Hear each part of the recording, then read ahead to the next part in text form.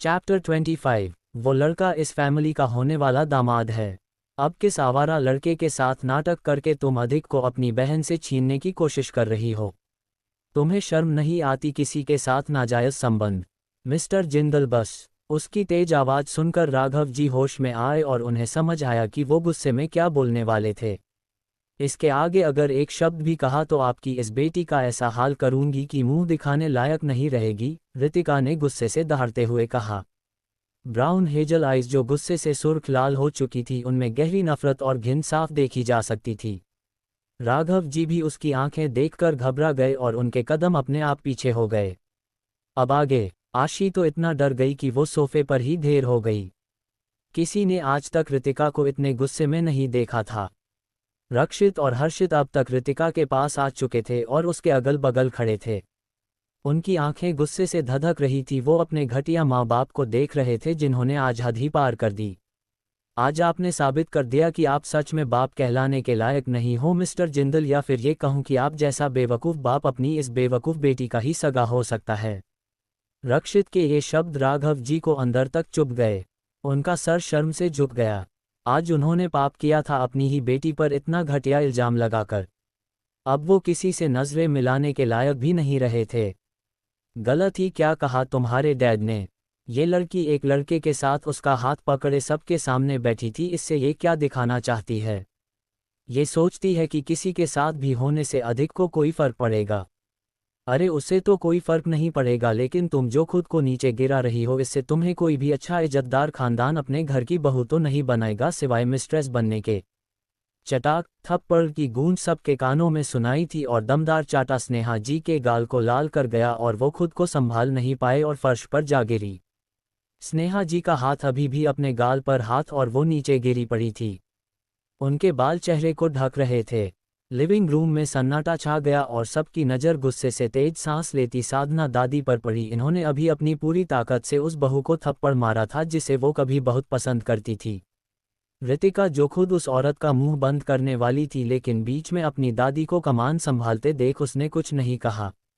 साधना जी गुस्से से स्नेहा को देखकर बोली, तुम एक माँ होकर अपनी बेटी के लिए ऐसे शब्द कह सकती हो? मुझे यकीन नहीं हो रहा।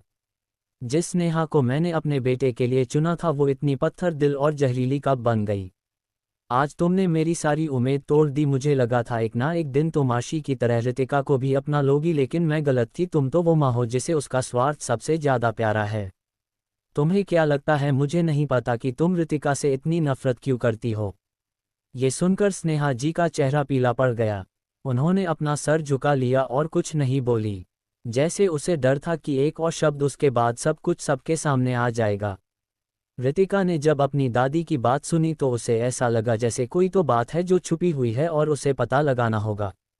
हर्षित गुस्से से अपनी माँ को देख रहा था। आप लोगों में थोड़ी शर्म बाकी है भी, या वो भी अपनी बेटी पर अंधा विश्वास करते हुए बेच खाए है? अरे अगर आप जैसा परिवार हो तो दुश्मन की क्या जरूरत? अपने बेटे के शब्द सुनकर स्नेहा जी को अपने सीने में दर्द महसूस होता है। हर्षित, तुम अपनी मॉम से इस तरह बात कैसे कर सकते हो? ठीक वैसे ही जैसे आप मेरी बहन से कर रही है। इस आशी ने आपको क्या बताया? यही कि रितिका अधिक को अपने पास वापस लाने के लिए किसी दूसरे लड़के के साथ होने का नाटक कर रही है। उसके सवाल पर सबने आशी को देखा जिसने घबराहट से अपना सर झुका लिया था। सच यही था कि आशी ने बात इस तरह कही थी कि सबने यही सोच लिया था। उसकी हरकत से हर्षित सब समझ गया, जो उसने सोचा था वही सच है। सब कुछ किया धारा इस पनौती का है। तभी रितिका की सर्द आवाज़ सबको सुनाई दी। इनकी इस रोने वाली गुड़िया से अपना मंगेतर तो संभाला नहीं जाता और यहाँ आ गई 5 साल के बच्चे की तरह कंप्लेन करने। अब क्या तुम्हारे मंगेतर को बुरा ना लगे इसलिए क्या मैं अब अपने पसंद से किसी के साथ रिश्ते में भी नहीं आ सकती? फिर उसने राघव जिंदल को देखा और एक एक शब्द पर जोर देते हुए बोली, अधिक रायजादा पूरी दुनिया का राजा नहीं है जो हर लड़की उसे पाने के लिए ट्रिक्स प्ले करेगी। जब मैंने एक बार किसी को छोड़ दिया तो मैं अपने फेंके ट्रेस को उठाना तो दूर मुड़कर भी नहीं देखती। रितिका जिंदल पावर, पैसा नहीं बल्कि प्यार समझती है और मैंने उसे ढूंढ लिया है जो सच में मेरा प्यार है। अगर वो मुझे 2 साल पहले ही मिल जाता तो मैं गलतफहमी के चक्कर में अधिक के पीछे अपना समय बर्बाद नहीं करती। लेकिन अब मैं अपने और अपने प्यार के बीच किसी की दखल क्या आवाज़ भी बर्दाश्त नहीं करूंगी। ये पहली और आखिरी बार होना चाहिए, नहीं तो आपकी इस लाडली बेटी का ऐसा तमाशा बनाऊंगी कि आप लोग कभी समेट नहीं पाओगे। एक और बात, आप या आपकी पत्नी का अब मेरी लाइफ में दखल देने का कोई हक नहीं है। आप दोनों माँ बाप कहलाने के लायक नहीं हो। राघव जी जब ये सुनते हैं तो उन्हें अपने दिल में तेज दर्द महसूस होता है। उनकी आंखें नम हो जाती है। अपनी बात कहकर वो मुड़ी और जाने को हुई कि तभी उसे कुछ याद आया और उसने पलटकर एक तिरछी हंसी के साथ राघव जी को देखकर कहा, वो लड़का जिसके साथ मैं थी वो मेरा बॉयफ्रेंड है और इस घर का होने वाला दामाद, इसलिए आइंदा इज्जत से नाम लीजिएगा उसका, नहीं तो मैं भी बेइज्जती करने में कम नहीं हूँ। फिर वो पलटी और वहां से चली गई। सब उसे आंखें फाड़े सदमे से देखते ही रह गए। तभी दादी जी बोली, मेरी पोती के पर्सनल मैटर में अब तुम लोगों को बोलने का कोई हक नहीं है। अगर उसे कोई पसंद है तो अच्छी बात है, वैसे भी मेरी पोती खुद बहुत काबिल है, उसे किसी अमीर और बड़े खानदान में शादी करने के लिए नाटक करने की ज़रूरत नहीं है। ये उन्होंने आशी को ताना मारते हुए कहा था। फिर वो दादाजी के साथ अपने रूम में चली जाती है। रक्षित जाने से पहले आशी को देखकर कहता है, तुम्हारी वजह से आज फालतू का ड्रामा हुआ और इसकी सजा तुम्हें मिलकर रहेगी। हर्षित, आशी के कार्ड ब्लॉक कर दो, अब उसे खर्चे के लिए महीने के सिर्फ 10,000 रुपये मिलेंगे। ये सुनकर आशी परेशान हो जाती है और फिर से रोने लगती है। रक्षित, तुम ऐसा नहीं कर सकते, स्नेहा जी हैरानी से कहती है। मैं ऐसा कर रहा हूँ, क्या आपने नहीं सुना, ये पढ़ाई पर ध्यान नहीं दे रही है जिस वजह से इसने रो रो कर इतना बड़ा तमाशा खड़ा कर दिया। वैसे भी इसके खर्चे बहुत बढ़ चुके हैं। महीने में 20 दिन तो मैडम शॉपिंग जाती है और अपने दोस्तों पर पैसे उड़ाती रहती है।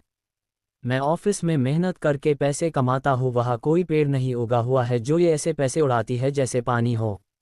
इसलिए इसे पॉकेट मनी मिलेगी और अगर आपको इससे परेशानी है तो खुद के हिस्से का पैसा उसे दे सकती हो। अपनी बात कहकर वो ऊपर अपने रूम में चला गया। हर्षित भी आशी को गुस्से से देखने के बाद वहां से चला गया। स्नेहा जी जो आशी को चुप करा रही थी गुस्से से अपने पति से बोली, देखा आपने अपने फैसले का नतीजा।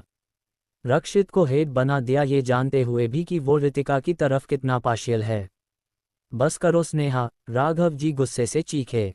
चीख सुनकर वो डर गई और आशी भी सहम कर उनके गले लग है। वहाँ हॉल में रिद्धि जी, मानसी और मिशा ही थे। उन तीनों ने भी जाने में भलाई समझी, इसलिए वो चुपचाप चले गए। राघव जी एक एक कदम रखते हुए स्नेहा जी के पास आए। उनकी आंखें गुस्से से लाल थी, उन्हें अपनी तरफ बढ़ता देख वो डर गई और उन्होंने आशी को खुद से दूर झटक दिया और खुद पीछे हट गई। मुझे माफ़ कर दो, आप क्या करना चाहते हैं? वो डरते हुए बोली। तुम मेरे बेटे को कह रही हो कि वो भेदभाव करता है, लेकिन असलियत तो ये है कि तुमने हमारी बेटियों में भेदभाव किया है। आशी को अपने कलेजे से लगाए रखा और रितिका को दूर फेंक दिया जैसे वो किसी दूसरे का अंश हो। आज तुम्हारी और तुम्हारी इस बेटी की गलत बातें सुनकर मैं अपनी नज़रों में गिर चुका हूँ। तुम्हारे जैसी ढोंगी औरत की बातों में आकर मैंने अपने परिवार के 2 हिस्से कर दिए। वो नफरत से सब कहने के बाद वहां से चले गए। आशी हैरानी से अपनी मां को देख रही थी जिसने उसे बेदर्दी से धक्का दे दिया था। रितिका का रूम। रितिका ने कपड़े चेंज किए और अपना लैपटॉप लेकर बैठ गई। उसने ईमेल्स चेक किए तो उसके असिस्टेंट ने सारी अकाउंट्स रिपोर्ट और सेल्स रिपोर्ट की कॉपी उसे सेंड कर दी थी। वो उन्हें चेक करने लगी। जैसा उसने सोचा था यहाँ गड़बड़ होनी शुरू हो गई थी। रिकॉर्ड्स देखते हुए धीरे धीरे उसके होठों पर एक ठंडी मुस्कान खिल गई। तभी उसका फ़ोन रिंग करने लगा। उसने बिना कॉलर आईडी देखे उठा लिया। उसका ध्यान पूरी तरह से अपने काम में था। हेलो डॉल, बेहद ही आकर्षक और गहरी आवाज़ दूसरी तरफ से सुनाई दी। आवाज़ सुनते ही रितिका के कीबोर्ड पर चलते हाथ रुक गए, फिर शांति से बोली, कैसे फ़ोन किया? दूसरी तरफ से अक्ष जो चेयर से सर टिकाए बैठा उसकी सांसों की आवाज़ सुनने की कोशिश कर रहा था बोला, बस मन किया तुम्हारी आवाज़ सुनने का। मुझे बहुत याद आ रही है डॉल, क्या मैं तुम्हें वीडियो कॉल करूं? आई प्रोमिस मैं तुम्हें डिस्टर्ब नहीं करूंगा, बस देखता रहूंगा। ठीक है। रितिका के इतनी जल्दी मान जाने से अक्ष हैरान तो हुआ लेकिन जल्दी ही खुश हो गया। वो अपने केबिन से अटैच रूम में चला गया और उसने रितिका को वीडियो कॉल लगा दिया। रितिका ने कॉल रिसीव कर लिया और अगले ही पल दोनों एक दूसरे के सामने थे। सच तो ये था कि रितिका का मूड भी खराब हो चुका था इतना ड्रामा देखकर, इसलिए वो बस काम में खुद को भटका रही थी। लेकिन जब अक्ष ने उसे कॉल किया तो उसे अलग सी शांति हुई और अच्छा लगने लगा।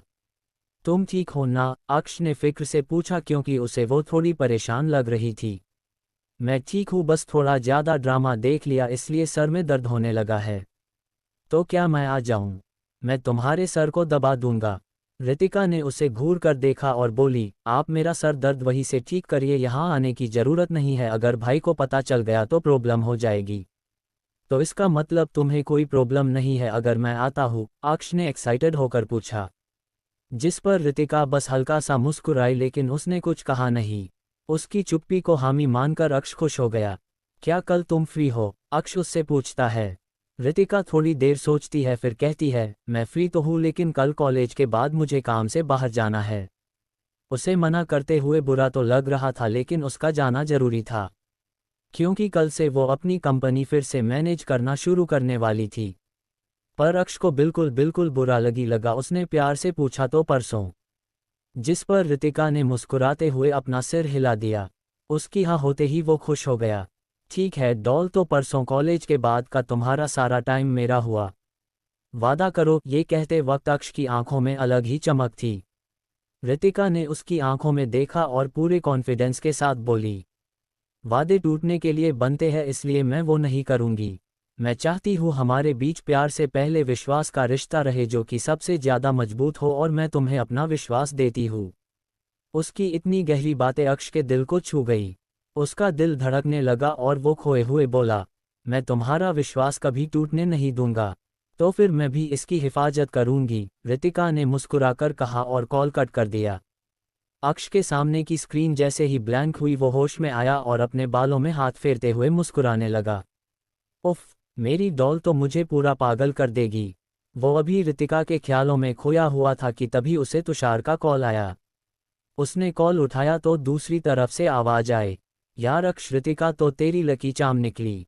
पता है जिस जमीन को तूने और सारांश ने खरीदा है उसके आसपास की जगह को डेवलप करने का ऑर्डर गवर्नमेंट ने पास किया है। अब ग्रीन वैली प्रॉपर्टी के दाम आसमान छुएंगे।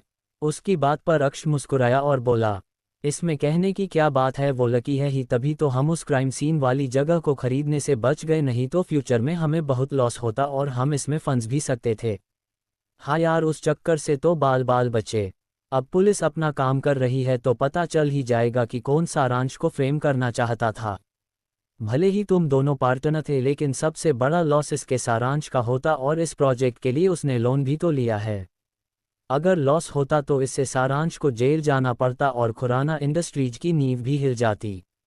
तुषार, तुम सही सोच रहे हो, ये सब जिसने भी किया है उसकी सारांश से दुश्मनी है, इसलिए वो इन्वेस्टिगेट करा रहा है। हमें जल्दी पता लग जाएगा। ये सब छोड़ो और मेरे फेवरेट रेस्टोरेंट में परसों के लिए एक टेबल बुक कर दो जहां बड़ी सी बालकनी हो। फाइनली तने रितिका को प्रपोज करने का सोच ही लिया, तुषार हंसकर बोला तो उधर से उसे अक्ष की ठंडी आवाज सुनाई दी, रितिका नहीं भाभी बोलो। अच्छा ठीक है मैं रितिका भाभी, बस अब खुश, तुषार ने मुंह बनाकर कहा, लेकिन दूसरी तरफ से अक्ष ने कोई जवाब नहीं दिया और कॉल कट कर दिया। तुषार ने स्क्रीन को घूरा जिसमें कॉल एंडेड बता रहा था और गुस्से से बोला, काम निकल गया तो फोन भी रख दिया। दोस्त की तो कद्र ही नहीं है। उद्धरण चिन्ह। ऐसे ही बड़बड़ाते हुए वो उस रेस्टोरेंट के मैनेजर को कॉल करके सभी इंस्ट्रक्शन देने लगा। जहां अक्ष रितिका को प्रपोज करने का प्लान बना रहा था, वही जिंदल मेंशन का एक कमरा अंधेरे में डूबा हुआ था। पूरा सामान यहाँ वहाँ बिखरा पड़ा था, जैसे वहाँ कोई लड़ाई हुई हो। उस कमरे के अंधेरे कोने में एक लड़की घुटने में अपना सर छुपाए बैठी थी। उसके कंधे हिल रहे थे जिससे लग रहा था जैसे वो रो रही है, लेकिन जैसे ही उसने अपना चेहरा उठाया तो इस लड़की का चेहरा हल्की रोशनी जो खिड़की से आ रही थी उसमें नजर आने लगा। आंखें सुर्ख लाल और बाल पूरी तरह से बिखरे हुए जैसे उसने उन्हें खींचा हो। वो रोते हुए हंस रही थी। वो कोई और नहीं, आशी थी। तभी रूम का डोर खुला और एक औरत जिसने मेड के कपड़े पहने थे अंदर आई। ये क्या पागलपन है आशी, तुम हमारी इतने सालों की मेहनत मिट्टी में मिला देना चाहती हो। उस औरत की बात सुनकर आशी गुस्से से बोली, तो क्या करूं, जीत के इतने करीब आ जाने के बाद ऐसा लग रहा है जैसे मैं हार रही हूं। वो अधिक जिससे मैं प्यार करती हूँ वो भी अब उस रितिका की तरफ झुकने लगा है। मेरे दोनों भाई भी अब मुझसे पहले जैसा प्यार नहीं करते और इन सब का कारण ये रितिका है। पता नहीं वो एकदम से कैसे बदल गई। उसे तो मुझे मारना चाहिए था और तमाशा करना चाहिए था, लेकिन जैसा सोचा था कुछ नहीं हुआ। उन सभी बातों को याद करके वो अपने बाल खींचने लगी। उसे फिर से अपना आपा खोता देख वो औरत बोली, शांत हो जाओ और कभी भी अपना असली चेहरा किसी के सामने मत आने देना। अभी कुछ समय तक कोई ड्रामा मत करो, जब बॉस ऑर्डर देगे तभी मूव करना। ठीक है। आशी अब शांत थी। उस औरत ने जाने से पहले पूरे रूम को साफ कर दिया जिससे कोई ये सब देख ना पाए। लेकिन उसे कहाँ पता था कि कोई है जो उन्हें देख रहा था। रितिका का दुश्मन, मिरेकल डॉक्टर। ये क्या पागलपन है आशी? तुम हमारी इतने सालों की मेहनत मिट्टी में मिला देना चाहती हो। उस औरत की बात सुनकर आशी गुस्से से बोली, तो क्या करूं? जीत के इतने करीब आ जाने के बाद ऐसा लग रहा है जैसे मैं हार रही हूं। वो अधिक जिससे मैं प्यार करती हूँ वो भी अब उस रितिका की तरफ झुकने लगा है। मेरे दोनों भाई भी अब मुझसे पहले जैसा प्यार नहीं करते और इन सब का कारण ये रितिका है। पता नहीं वो एकदम से कैसे बदल गई। उसे तो मुझे मारना चाहिए था और तमाशा करना चाहिए था, लेकिन जैसा सोचा था कुछ नहीं हुआ। उन सभी बातों को याद करके वो अपने बाल खींचने लगी।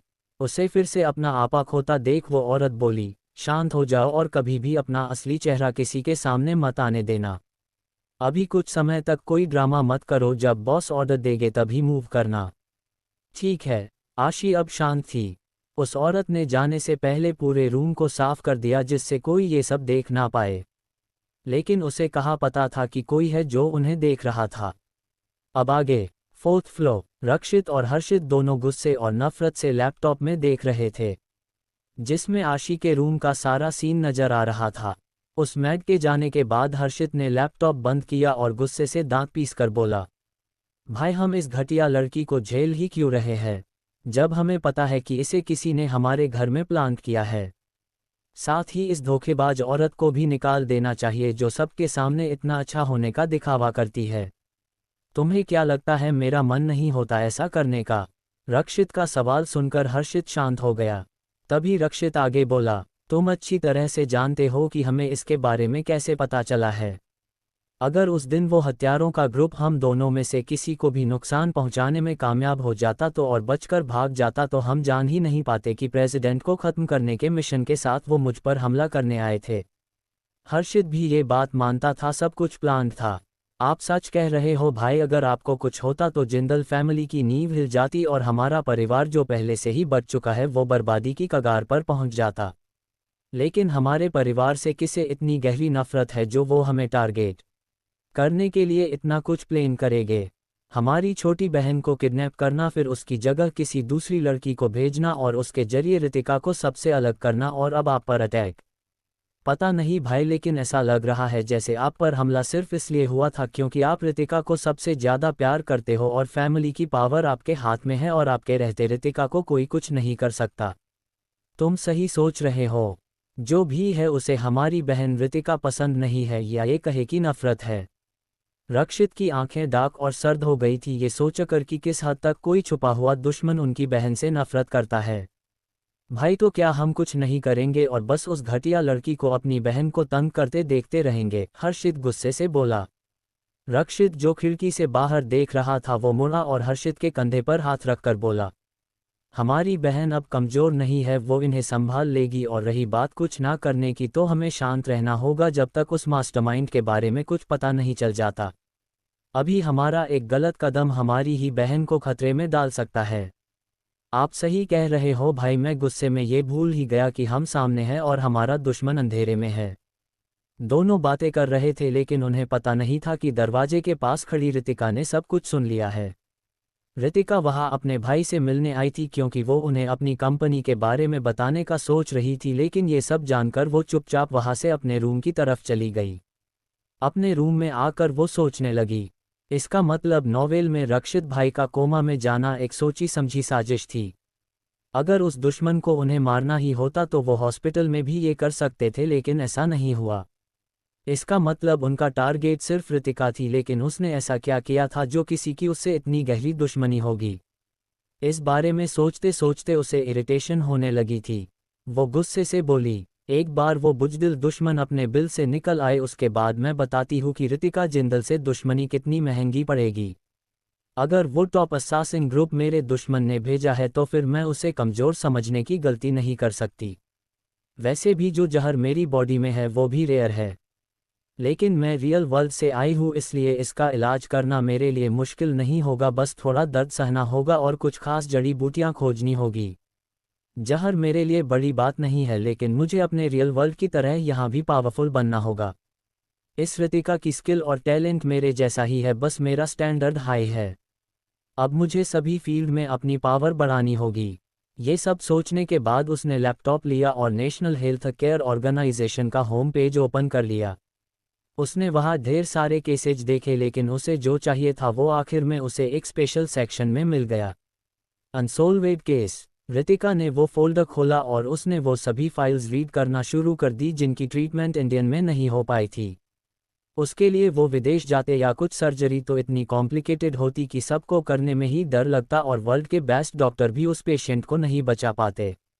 नोवेल वाली रितिका और उसमें कई चीज़ें कॉमन थी, जैसे वो बिजनेस क्वीन और वर्ल्ड की बेस्ट मल्टी स्पेशलिस्ट डॉक्टर और सर्जन के साथ और भी कई फील्ड में उसका टैलेंट था। नोवेल वाली रितिका भी बिजनेस वूमेन थी और उसने साथ में डॉक्टरी भी पढ़ी थी। उसका थियोरिटिकल नॉलेज एक्सीलेंट था, इसलिए तो उसने टॉप किया था, बस उसने प्रैक्टिकल स्किल्स नहीं सीखी थी और वो बिना प्रॉपर डॉक्टर बने ही मर गई थी। उसने नोवेल के बारे में सोचते हुए गहरी सांस भरी और बोली, तुम चिंता मत करो रितिका, जो तुम नहीं कर पाई थी वो सब मैं पूरा करूंगी। अब से मैं ही रितिका हूँ। थैंक यू मुझे ये नई जिंदगी देने के लिए। उसके बाद वो केस को स्टडी करने लगी। उसे समझ आया कि जो सबके लिए मुश्किल है वो उसके लिए खाना खाने जितना आसान है। उसके पास जन्म से ही एक्स्ट्रा ऑर्डिनरी स्किल्स थी। हाई आईक्यू और ईक्यू के साथ उसकी सीखने और याद करने की स्पीड बहुत ज़्यादा थी। खासकर उसके पास अजीब तरह से चमत्कारी मेडिकल स्किल्स थी जिनके साथ वो सिर्फ नब्ज महसूस करके बीमारी बता सकती थी। उसने 1 घंटे के अंदर सभी पेंडिंग केसेज को सॉल्व कर दिया और लैपटॉप बंद करके बेड पर लेट गई। उसे थोड़ी थकान हो रही थी, ये उसके जहर की वजह से था। वो ज़्यादा प्रेशर डालने से थक जाती थी। उसने आंखें बंद की और थोड़ी ही देर में उसे नींद आ गई। वहीं दूसरी तरफ नेशनल हेल्थ केयर ऑर्गेनाइजेशन की लैब में बड़ी सी स्क्रीन बार बार चमक रही थी और एक सायरन बज चुका था।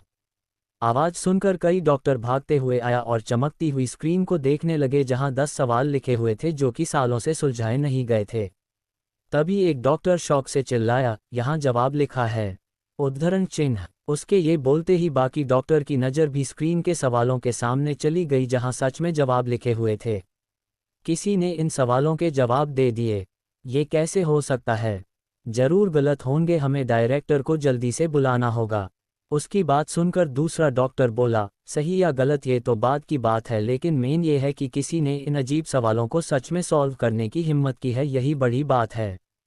बाकी डॉक्टर भी उसकी बात पर सहमत दिखे, लेकिन वो डॉक्टर जिसने कहा था कि डायरेक्टर को बुलाओ वो घबराने लगी और मन ही मन सोचने लगी, मैं इन सवालों को सॉल्व करने के लिए सालों से रिसर्च कर रही हूँ लेकिन अभी तक एक का भी जवाब नहीं ढूंढ पाए, लेकिन आज किसी ने मेरा सपना तोड़ दिया। तभी एक दूसरी डॉक्टर ने उसके कंधे पर हाथ रखा और बोली, अहाना इतना मत सोचो, जरूरी नहीं है कि सब सवाल सही ही हो।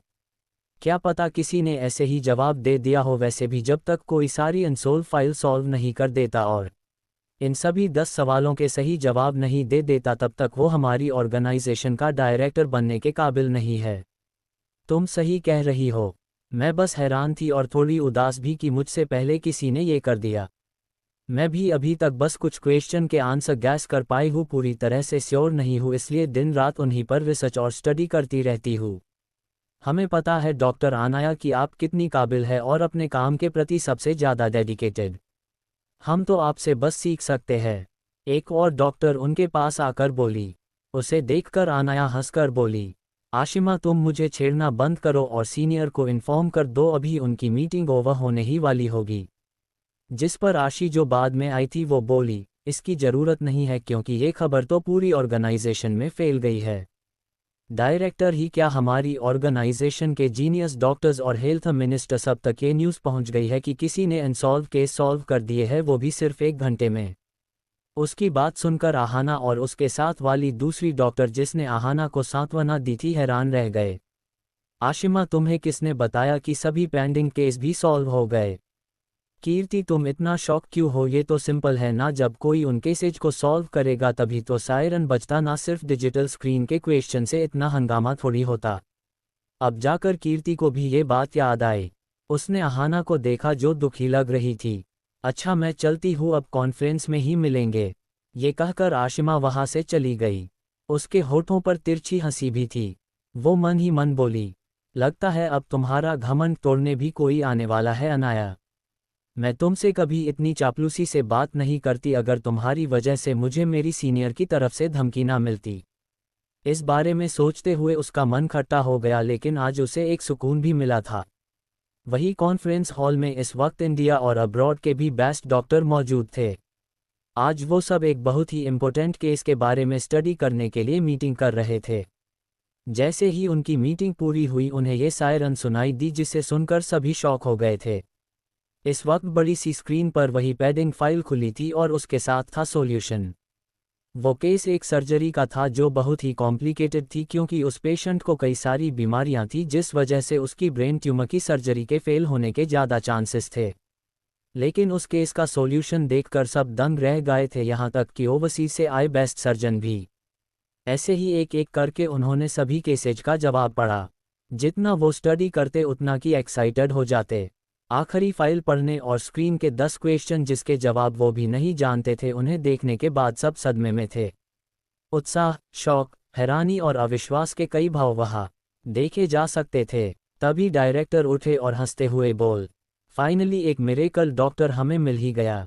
इतनी क्लोज ऑब्जर्वेशन और डिटेल्ड मेथड के साथ तो हमारे कैपेबल डॉक्टर इस तरह की सर्जरी आराम से ऑपरेट कर पाएंगे और पेशेंट को बचाने के चांसेस भी बढ़ जाएंगे। डायरेक्टर सुभाष, आप सही कह रहे हो, लेकिन अभी भी हमें इन 10 सवालों को चेक करवाना होगा।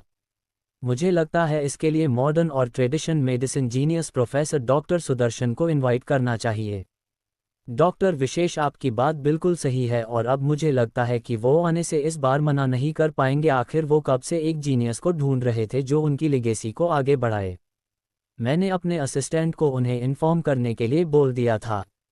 तभी एक दूसरे डॉक्टर हंसकर बोले, डायरेक्टर सुभाष, अगर ये 10 सवाल भी सही निकले तो आपको अपनी कुर्सी छोड़ने का दुख तो नहीं होगा ना? उनकी बात पर डॉक्टर सुभाष हंसकर बोले, मुझसे ज़्यादा खुश कौन होगा? वैसे भी मैं बूढ़ा होता जा रहा हूँ, अब मुझे रिटायरमेंट एंजॉय करनी है और अपने पोते पोतियों को खिलाना है। उनकी बात सुनकर सभी डॉक्टर हंसने लगे। अब्रॉड के best doctor surgeon mister Sinclair अपनी टूटी फूटी हिंदी में बोले, डायरेक्टर सुभाष, अगर वो टैलेंटेड डॉक्टर आपकी टीम की ज्वाइन करता है तो उसे हमसे इंट्रोड्यूस जरूर कराएं। हम उसे वर्ल्ड हेल्थ केयर ऑर्गेनाइजेशन में अपॉइंट करना चाहेंगे, जिससे ऐसा टैलेंट होने पर हमारी मुश्किलें भी कम हो जाए। उनकी बात पर डायरेक्टर सुभाष बोले, जरूर डॉक्टर सिंक्लेयर। तभी मीटिंग रूम के डोर पर नॉक हुआ। कमिंग, डायरेक्टर सुभाष ने कहा तो उनका असिस्टेंट अंदर आया और उन्हें एक फाइल देकर बोला, सर, मैंने प्रोफेसर सुदर्शन के असिस्टेंट को इन्फॉर्म कर दिया है। पहले तो वो नहीं माने, लेकिन जब मैंने उन्हें यहाँ की सिचुएशन एक्सप्लेन की तो वो मान गए। और ये फाइल उसी डॉक्टर की है जिसने हमारे सिस्टम में लॉगिन करके 1 घंटे के अंदर सभी केस सॉल्व कर दिए। अपनी बात कहने के बाद वो डायरेक्टर की चेयर के पीछे खड़ा हो गया। डायरेक्टर सुभाष ने सर हिलाया और फाइल ओपन कर दी। वो बहुत एक्साइटेड लग रहे थे। जब उन्होंने फाइल में डिटेल्स पढ़ी तो उनके एक्साइटेड एक्सप्रेशन हैरानी में बदल गए। सभी डॉक्टर्स और सर्जन की नज़र डायरेक्टर सुभाष पर थी। फाइल पढ़ते हुए उनके बदलते एक्सप्रेशन को देखकर वो सोच में पड़ गए। आखिर ऐसा क्या है उस फाइल में जो डायरेक्टर इतने हैरान दिख रहे हैं? कुछ पल बाद डायरेक्टर सुभाष ने फाइल बंद कर दी और सभी को देखकर बोले, मेरे हाथ में जो फाइल है वो उसी मिरेकल डॉक्टर की है जिसका एक्सपीरियंस और टैलेंट हमने अभी देखा। ये सुनकर कि फाइल में उसी टैलेंटेड मिरेकल डॉक्टर की इन्फॉर्मेशन है, सबकी आंखें चमक उठी, लेकिन डायरेक्टर के आगे के शब्द सुनकर वो भी हैरान रह गए। उस डॉक्टर का नाम रीत है। वो एक्सपीरियंस डॉक्टर नहीं है बल्कि एक यंग डॉक्टर है जिनका रिजल्ट एक्सीलेंट है, लेकिन कोई मेडिकल प्रैक्टिस होने के रिकॉर्ड नहीं है। डायरेक्टर, तो क्या ये हो सकता है कि उस डॉक्टर को बस थियोरेटिकल नॉलेज ज़्यादा हो और सर्जरी ही नहीं करनी आती हो? डॉक्टर विशेष ने पूछा। जिस पर डायरेक्टर सुभाष के कहने से पहले ही मीटिंग रूम का दरवाजा खुला और एक बूढ़ा आदमी अंदर आकर बोला, डॉक्टर विशेष, तुम्हारे अंदर दिमाग भी है। इस तरह का केस कोई तभी सॉल्व कर सकता है जब उसे सर्जरी की गहरी समझ हो और एक्सपीरियंस भी। हो सकता है उसने किसी हॉस्पिटल में प्रैक्टिस ना की हो। आजकल तो एआई की मदद से भी प्रैक्टिस होती है जिससे रियल ऑपरेशन जैसा ही एक्सपीरियंस मिलता है। जल्दी से उस डॉक्टर को बुलाओ, मैं मिलना चाहता हूँ। मैं खुद देखूंगा कि उसे क्या क्या आता है। प्रोफेसर सुदर्शन, क्या हमें पहले इन्वेस्टिगेट नहीं करना चाहिए? डायरेक्टर ने पूछा। चुप रहो, तुम डर क्यों रहे हो? वैसे भी अब इस कुर्सी पर बूढ़े लोगों को बैठना शोभा नहीं देता। जल्दी से मेल करो और कल मिलने के लिए बुलाओ। अगर उसे थ्योरेटिकल नॉलेज भी होगी तो भी मैं उसे सर्जरी सिखा दूंगा। वैसे भी इतनी नॉलेज के साथ तो कोई भी सब कुछ सीख सकता है। प्रोफेसर सुदर्शन को इतना एक्साइटेड देखकर सभी डॉक्टर हैरान रह गए। क्या ये वही बूढ़ा प्रोफेसर है जो ज़्यादा बोलने को फालतू मानता था? लेकिन आज क्या हुआ? तो क्या रितिका बनेगी प्रोफेसर सुदर्शन की स्टूडेंट? क्या रक्षित पता लगा पाएगा इन सब के पीछे के मास्टरमाइंड का? रितिका को मिला इनविटेशन और चेतन की बदतमीजी। डायरेक्टर, तो क्या ये हो सकता है कि उस डॉक्टर को बस थियोरेटिकल नॉलेज ज़्यादा हो और सर्जरी ही नहीं करनी आती हो? डॉक्टर विशेष ने पूछा। जिस पर डायरेक्टर सुभाष के कहने से पहले ही मीटिंग रूम का दरवाजा खुला और एक बूढ़ा आदमी अंदर आकर बोला, डॉक्टर विशेष, तुम्हारे अंदर दिमाग भी है। इस तरह का केस कोई तभी सॉल्व कर सकता है जब उसे सर्जरी की गहरी समझ हो और एक्सपीरियंस भी। हो सकता है उसने किसी हॉस्पिटल में प्रैक्टिस ना की हो। आजकल तो एआई की मदद से भी प्रैक्टिस होती है जिससे रियल ऑपरेशन जैसा ही एक्सपीरियंस मिलता है। जल्दी से उस डॉक्टर को बुलाओ, मैं मिलना चाहता हूँ।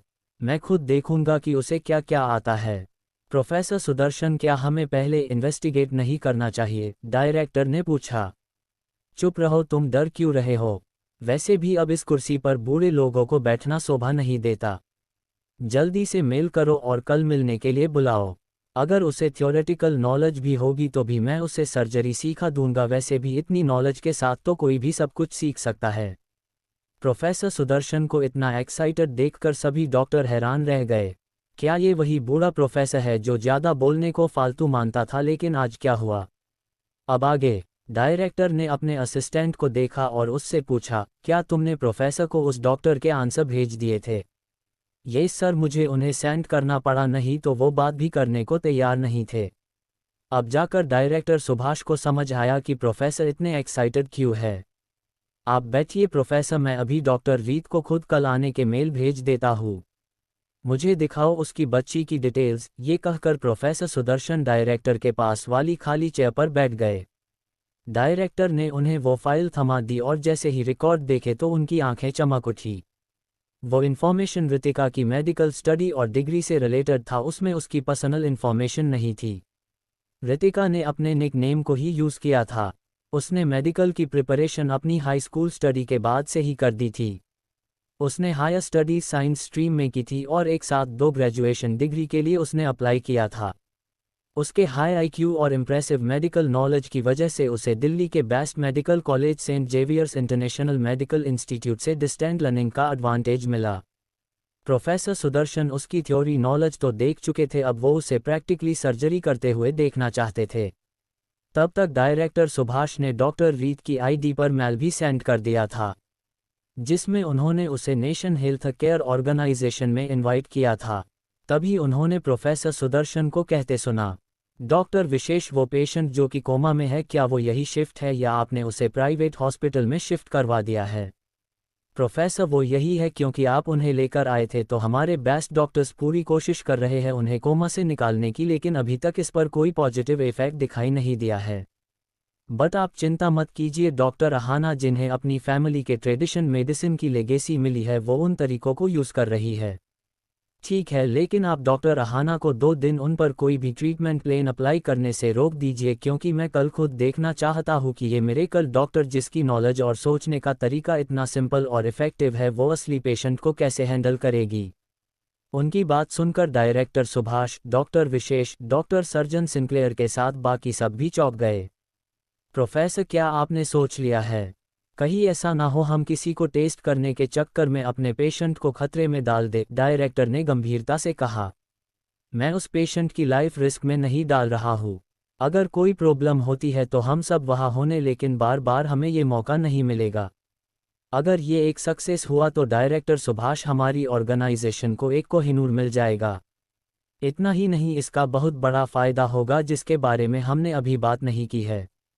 बड़ा फ़ायदा सुनते ही डायरेक्टर सुभाष हैरान रह गए। अब जाकर उन्हें याद आया कि एक जीनियस डॉक्टर जो सब कुछ हैंडल कर सके उसकी कितनी ज़रूरत है। सिर्फ उन्हें ही नहीं बल्कि उस टीम को जो खतरों को झेलती है। ठीक है प्रोफेसर, मैं भी आपसे सहमत हूँ।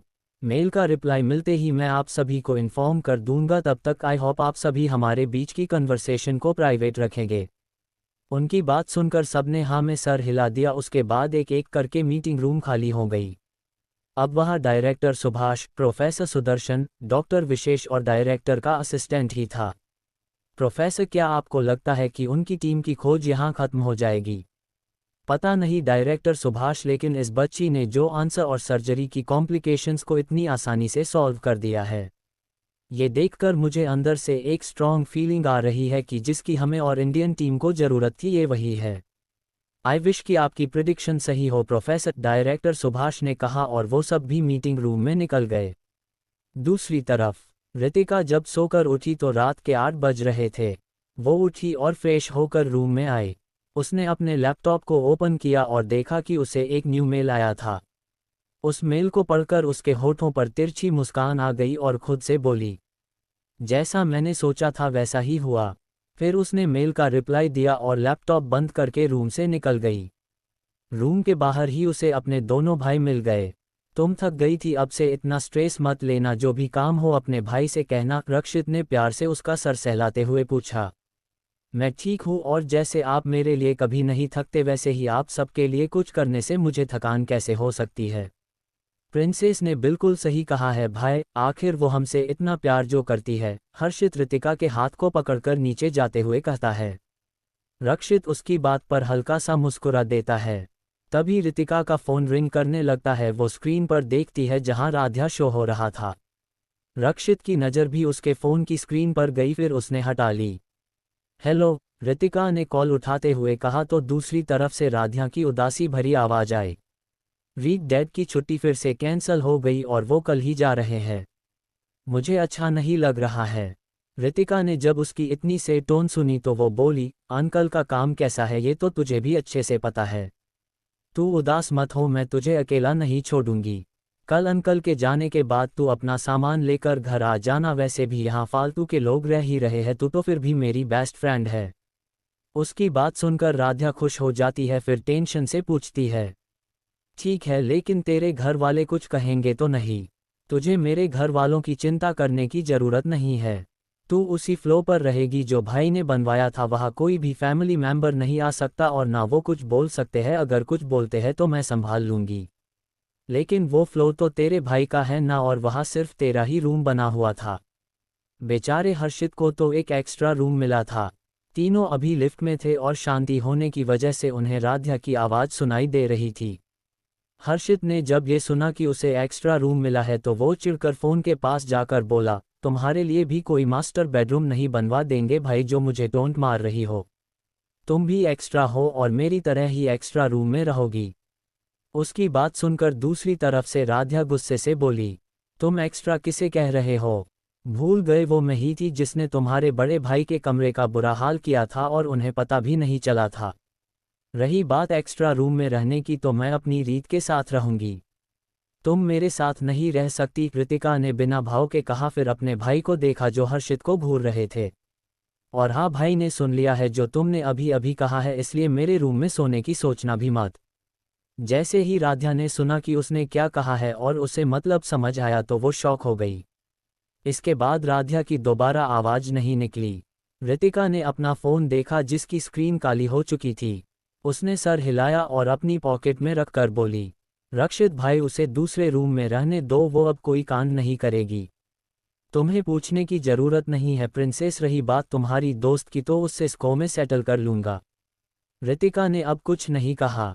तीनों लिविंग रूम में आ गए और अपने दादा दादी के पास बैठ गए। वहाँ पूरी फैमिली मौजूद थी लेकिन उन्होंने सबको इग्नोर कर दिया। साधना दादी रितिका को देखकर बोली, प्रिंसेस जल्दी यहाँ आओ और देखो क्या तुम्हें ये नेकलेस पसंद है? रितिका जो अपने बड़े भाई के पास बैठी थी, दादी के बुलाने पर रक्षित ने उसे अपनी दूसरी तरफ बैठने दिया क्योंकि वो दादी के साइड बैठा था। साधना दादी ने उसे आईपैड पर एक फोटो दिखाई और बोली, ये एक रानी का हार है और ये वाइट एंड ब्लू डायमंड से बना हुआ है। इसकी हिस्ट्री बहुत पुरानी है और ऐसे डायमंड्स बहुत रेयर है। रितिका ने हार को ध्यान से देखा तो उसे भी अपनी दादी की बात सच लगी। ये हार अच्छा है दादी, उसने बस सिंपल सा जवाब दिया। उसकी बात सुनकर साधना दादी अपने पति से बोली, अब हमारी पोती को भी ये पसंद है तो हमें इसे उसके लिए लेना ही होगा जिससे वो अपने मायके से कुछ अच्छा लेकर जाएगी। अपनी दादी की बात सुनकर रितिका ने हैरानी से उन्हें देखा। दादा राजवर्धन हंस पड़े और रितिका के एक्सप्रेशन देखकर बोले, जब से तुमने ये अनाउंस किया है कि तुमने एक बॉयफ्रेंड बनाया है तब से तुम्हारी दादी बहुत एक्साइटेड है। तभी उन्हें पता चला कि कुछ दिन बाद मुंबई में एक बहुत बड़ा ऑक्शन होने वाला है और वहाँ एक रानी का हार ऑक्शन में दिया गया है, तब से ये उसे तुम्हारे लिए लेना चाहती है। रितिका ने जब अपने दादाजी की बात सुनी तो उसे बहुत ही टच्ड फील हुआ। उसने अपनी दादी को देखा जो कितनी खुश थी। वो उनका हाथ पकड़कर बोली, दादी माँ, अभी इन सब में टाइम है, आपको इतनी टेंशन लेने की ज़रूरत नहीं है। वैसे भी इस रानी के हार के बिना भी आपकी प्रिंसेस किसी की क्वीन ही बनेगी। साधना दादी अपनी पोती की बात सुनकर खुश होती है। वो ऐसे ही अपनी इस पोती को इतना प्यार नहीं करती थी बल्कि उन्हें इंसान की अच्छी पहचान थी और वो देखकर ही बता सकती थी कि उनकी किस पोती के मन में क्या है। वो मानसी और मिशा को इसलिए नहीं पसंद करती थी क्योंकि वो दोनों स्वार्थी थी और लालची। अगर अभी वो रितिका की जगह उनसे ये कहती तो वो अब तक सोशल मीडिया पर फैला चुकी होती और शो ऑफ करती। उन दादी पोती का इतना प्यार देखकर चारों लड़कियां जल रही थी। इस वक्त आशी, शिखा, मानसी और मिशा एक ही सोफे पर एक साथ बैठी थी। वहाँ भाविका नहीं थी, वो अपनी फ्रेंड के घर चली गई थी। क्या हम दादी की पोतिया नहीं है जो वो हर बेस्ट चीज़ इस रितिका को देने की कोशिश करती है? मिशा गुस्से से दांत पीसते हुए मानसी से पूछती है। ये कौन सी नई बात है मिशा, हर बार तुम एक ही सवाल पूछकर थक नहीं जाती? दादी हमें पसंद नहीं करती है क्योंकि उनकी आंखों में बस रितिका ही है। अपनी बहन का जवाब सुनकर मिशा ने आगे कुछ नहीं कहा। उसने अपनी मुट्ठी कस ली और नफरत से रितिका को घूरने लगी। वही दादी रितिका का हाथ थामे बोली, मुझे पता है कि मेरी पोती सबसे कीमती है, फिर भी मैं चाहती हूँ कि हम तुम्हें बेस्ट देने की कोशिश करें। ये ऑक्शन है तो पता नहीं किसके हिस्से जाए लेकिन हम कोशिश जरूर करेंगे। ठीक है दादी, अब रितिका ने कुछ नहीं कहा। तभी वो बोली, रीत बच्चा, क्या तुम अपने बॉयफ्रेंड को किसी दिन घर के लेकर आओगी? वो क्या है ना, एक बार वो आया था लेकिन हम उससे मिल ही नहीं पाए और वो चुपचाप चला गया था, पर इस बार तुम उसे अपने साथ लाना। मैं और तुम्हारे दादी जी उस लड़के से मिलना चाहते हैं। ठीक है दादी, मैं उन्हें लेकर आऊँगी, लेकिन अभी कुछ दिन मैं बिजी हूँ और घर भी लेट आऊँगी, इसलिए थोड़ा समय लग जाएगा। कोई बात नहीं प्रिंसेस, हमें बस उससे मिलना है। वैसे तो हम उसे देख ही चुके हैं, उसने तुम्हारी जान जो बचाई थी। कोई शक नहीं है कि वो तुम्हें बहुत प्यार करता है। दादी की आखिरी बात सुनकर रितिका शर्मा गई। उसे शर्माते देख दादी मुस्कुरा उठी और उसकी बलैया लेकर बोली, किसी की नज़र ना लगे मेरी बच्ची को। वही मिशा रितिका के एक्सप्रेशन देखकर हैरान और गुस्सा दोनों थी। ये इतनी जल्दी अधिक से मूव ऑन कैसे हो गई? और इसे उस अनाथ में सच में इंटरेस्ट है या ये कुछ प्लेन कर रही है? माना वो काबिल है और थोड़ा गुड लुकिंग भी, लेकिन रिच तो नहीं है। वो इसे लग्जरी लाइफस्टाइल तो नहीं दे सकता, फिर ये इतनी नॉर्मल क्यों दिख रही है? अगली सुबह आज भी रक्षित ने रितिका को कार ना चलाने के लिए कहा था। वैसे भी सारांश और हर्षित अभी उसे मौका भी नहीं देते। उन्हें अपनी बहन की चोट की फिक्र थी। भले ही उसका घाव गहरा नहीं था लेकिन वहाँ गोली लगी थी, ये कोई छोटी बात नहीं थी। कॉलेज पहुंचकर सारांश ने कार पार्क की और हर्षित ने रितिका का बैग पकड़ लिया। तीनों अब स्टाइल से अंदर जा रहे थे। सभी स्टूडेंट्स की नज़र उनकी तिगड़ी पर थी। हर कोई रुक रुक कर उन्हें देख रहा था और जो पहले से आगे चल रहे थे वो पलटकर देख रहे थे। तभी एक स्टूडेंट ने कहा, लान ग्रुप भी आ गया। इसी के साथ सबकी नज़र एक बार फिर गेट पर चली गई जहां अधिक कार से निकला। उसे देखते ही लड़कियां आहें भरने लगी। आखिर वो था ही इतना हैंडसम कि लड़कियां उसके सपने देखने से खुद को रोक नहीं पाती थी। अधिक की कार से शुभ, विवान, ध्रुव और दिव्या निकले। उनके पीछे भी एक कार थी जिसमें से चेतन, मेघना और दीप्ति निकली। सभी एक साथ अंदर आए। हर लड़की की नज़र अधिक पर थी, लेकिन रितिका ने उसे आज भी नहीं देखा। वो बिना किसी को देखे अपने भाइयों की बातें सुनते हुए आगे बढ़ रही थी। उसकी आंखें सिर्फ एक चेहरा ढूंढ रही थी। उसी वक्त लाइन ग्रुप उनके पास आया और चेतन ने सीटी बजाते हुए अपने साथ चल रही मेघना से कहा, क्या तुमने देखा? कोई बहुत कोशिश कर रही है खुद को रोकने की। हाँ, मैं क्या सभी देख रहे हैं। वैसे सही भी है, कौन उस इंसान को देखना चाहेगा जिसने उसे रिजेक्ट कर दिया हो? मेघना ने तिरछी नज़र से रितिका को देखकर कहा। उसकी बात पर चेतन हंसा और तेज आवाज में बोला, सही कहा, अगर उसे मूव ऑन करना ही है तो क्या रिच एंड हैंडसम लड़कों की कमी हो गई थी? चुना भी किसी कॉलेज के टॉपर को जिसके अंदर सिर्फ किताबी कीड़ा है। ये कहकर वो जोर जोर से हंसने लगा। उसके साथ उनके ग्रुप और बाकी स्टूडेंट भी हंसने लगे। अधिक के भाव न्यूट्रल थे, उसे जैसे किसी भी चीज़ से कोई मतलब नहीं था। वही रितिका जो उन्हें इग्नोर कर रही थी, लेकिन उन्हें अब अक्ष का मजाक उड़ाता सुनकर उसकी आंखें लाल होने लगी। सारांश और हर्षित को भी गुस्सा आ रहा था। तभी चेतन ने कुछ ऐसा कहा जिससे उनका सब्र जवाब दे गया और वो उसे मारने के लिए झपटे। रितिका, उस अक्ष में ऐसा क्या है जो तुम्हें मुझ में नहीं दिखा? अगर अधिक से मूव ऑन करना ही था तो मेरे जैसे किसी के पास आती, उस अक्ष से ज़्यादा तुम्हें खुश रख। उसकी चीख सुन के लान ग्रुप के मेंबर और बाकी स्टूडेंट ने हंसना बंद कर दिया और वो शौक से सामने का नज़ारा देखने लगे।